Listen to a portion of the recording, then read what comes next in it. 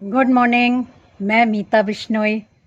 आज जो ये लिक्विड देख रहे हैं, ये कमाल का लिक्विड है जो आपके घर के बाई प्रोडक्ट से निकलता है और इसको कहते हैं बायो एंजाइम। बायो एंजाइम इसलिए कहते हैं क्योंकि एक टाइप का ये गार्डन में बूस्टर बन जाता है, क्लीनर भी है, बहुत सारी इसकी क्वालिटीज़ हैं। हम लोग इसी वीडियो में आज डिस्कस करेंगे और मैं बहुत शॉर्ट में ये भी बताऊंगी कि इस कमाल के लिक्विड को आप बनाते कैसे हैं, बायो एंजाइम को आप घर में कैसे बना सकते हैं।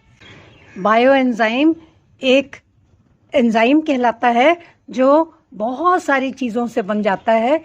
फ्रूट्स के छिलकों से, कुछ सब्जियों के छिलकों से भी बनाते हैं। मैंने जो ये आप देख रहे हैं ये सिट्रस बायो एंजाइम है। एक मौसम्बी का है और एक नींबू का है। तो जितने भी सिट्रस फ्रूट्स आप खाते हैं, घर में आते हैं, उनके सब के आप बायो एंजाइम बना सकते हैं।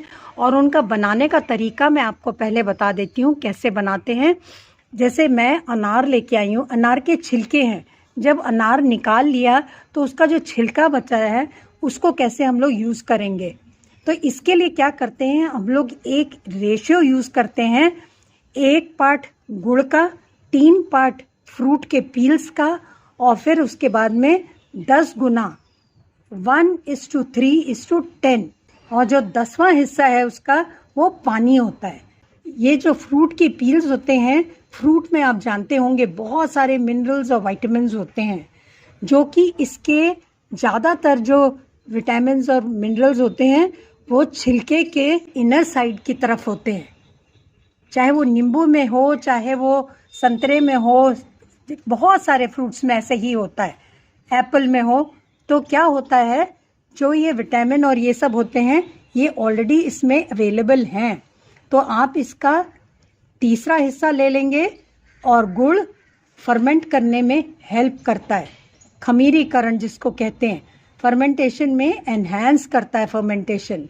तो फर्मेंट करने के बाद ही जो इसकी पील्स होती हैं वो एंजाइम का फॉर्म बना लेती हैं वाटर के साथ मिलके। और इसको लगता है जैसे आप अगर बड़ा सा कंटेनर लेते हैं, प्लास्टिक बॉटल ही लीजिएगा बनाने के लिए, क्योंकि इसमें गैस भी बनती है। जब एंजाइम बनता है तो इसमें कुछ गैस प्रोड्यूस होती है, तो उसके लिए आप प्लास्टिक कंटेनर लें और प्लास्टिक कंटेनर में इतना ही पानी भरें, मतलब इतनी बड़ी बॉटल लें, गैस के लिए कुछ जगह हो। अब उस बॉटल में छोटे छोटे काट के ये अनार के, नींबू के, संतरे के छिलके भर लें। और भरने के बाद उसमें एक छोटा सा गुड़ का पीस डाल दें, और गुड़ के बाद पानी डाल दें जितना 10वां हिस्सा बनता है। पानी डालने के बाद उसको ढक्कन लगा के कूल ड्राई प्लेस में रख दें, छाए में, अपने ही गार्डन में।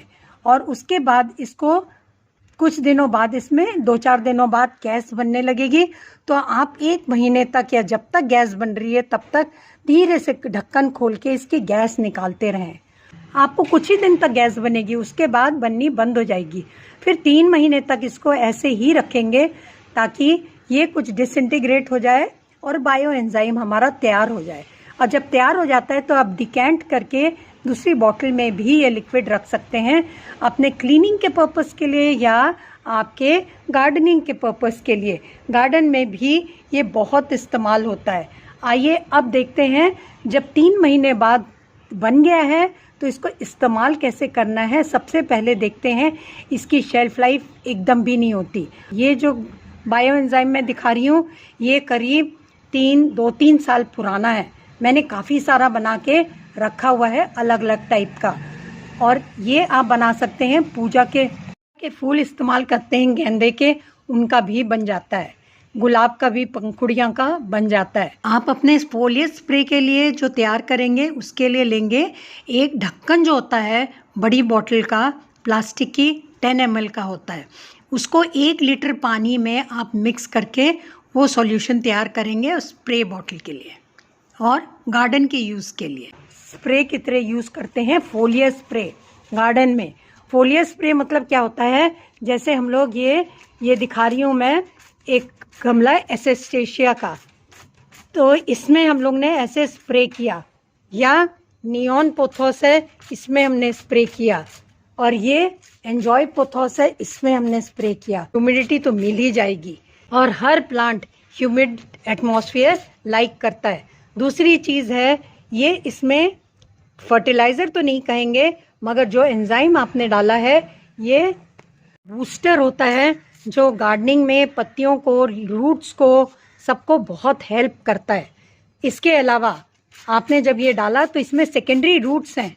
ये देखिए, इसमें जितने भी मनी प्लांट, पोथॉस, ये सब सेकेंडरी रूट्स हैं। इनको भी पानी मिल जाता है, ह्यूमिडिफाइड हो जाते हैं।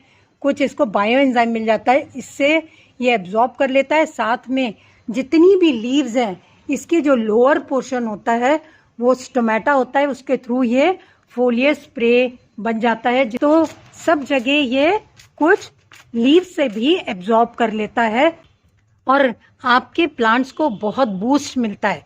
इसके अलावा ये एक क्लेंजिंग एजेंट भी है। जब ये क्लेंजिंग एजेंट है तो आप जब अपने पौधों में ऐसे करके इसमें स्प्रे कर रहे हैं तो पत्तियां साफ भी होती जाती हैं। इसके अलावा अगर इसकी रूट्स में डालेंगे, मिट्टी में डालेंगे, किसी भी गमले में, तब भी कोई प्रॉब्लम नहीं होगी।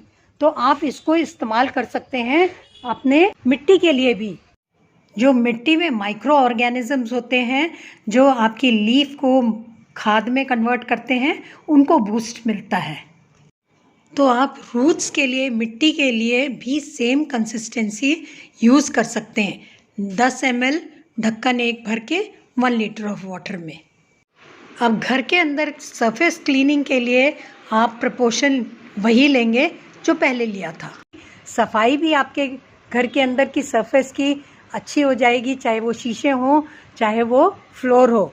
क्लीनिंग अच्छी होगी, खुशबू आएगी, और जो एंट्स होती हैं, चींटियाँ होती हैं, उनकी भी प्रॉब्लम सॉल्व हो जाती है। अब एक और तरीके से इसको इस्तेमाल कर सकते हैं एज अ डीकम्पोज़र।